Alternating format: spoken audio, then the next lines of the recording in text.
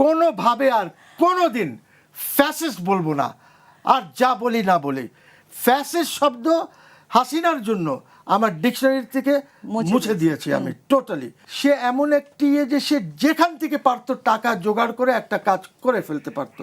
I am for Bangladesh, আমি বাংলাদেশের পক্ষে। আমি যখন শেখ হাসিনাকে ক্রিটিসাইজ করেছি, মুভমেন্ট করেছি, মামলা খেয়েছি, যখন এগুলি হয়েছে, because I did not like the way the country was running.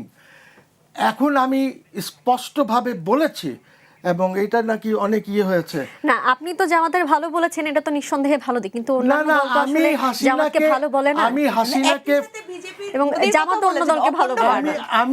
আমি হাসিনাকে কোনোভাবে আর কোনোদিন ফ্যাসিস্ট বলবো না। আর যা বলি না বলি, ফ্যাসিস্ট শব্দ হাসিনার জন্য আমার ডিকশনারি থেকে মুছে দিয়েছি আমি টোটালি।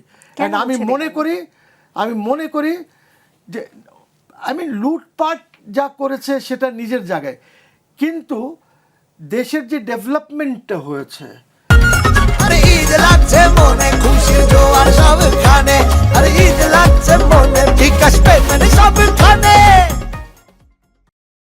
ওর সময় সে এমন একটি যে সে যেখান থেকে পারতো টাকা জোগাড় করে একটা কাজ করে ফেলতে পারতো। আজকে আমি শুনলাম, এখন শুনি নাকি যে এইটার স্বপ্ন দেখেছিল একজন। আজকে রূপপুরের নাকি শুনি স্বপ্ন দেখেছিল, যার হয়তো জন্ম হয় নাই। সো পয়েন্ট ইজ, আপনি পাকিস্তানের কথা বলবেন, রূপপুর তো আগেই হয়ে যেত। এটা তো পাকিস্তান আমলে আইয়ুব খান এটা কনসিভ করেছে। One power plant in east Pakistan, one power plant in west Pakistan. West পাকিস্তানটা হয়েছে যখন দেশ ভাগ হয়েছে, তাহলে ওরা দুইটা করে ফেলেছে। জমি অ্যাকুইজিশন করা হয়েছে রূপপুরের জন্য। বুঝছি, সো এটা আজকের প্রজেক্ট না, it's an old project. But এটাকে অনেক সরকার এসেছে, সবাই কেউ এগিয়ে নিতে পারে নাই except Sheikh Hasina. Number one. আর একটা কথা বলে, এই দেশ তখনই ঠিক করে চলবে যখন lawyers will be in charge. এই দেশে কোনোদিন লয়ার্স ইন চার্জ হয় নাই। ফজলুল হক সাহেব শেরে বাংলা উকিল ছিলেন, সোহরাওয়ার্দী উকিল ছিলেন, আরও আই ক্যান নেম ইউ।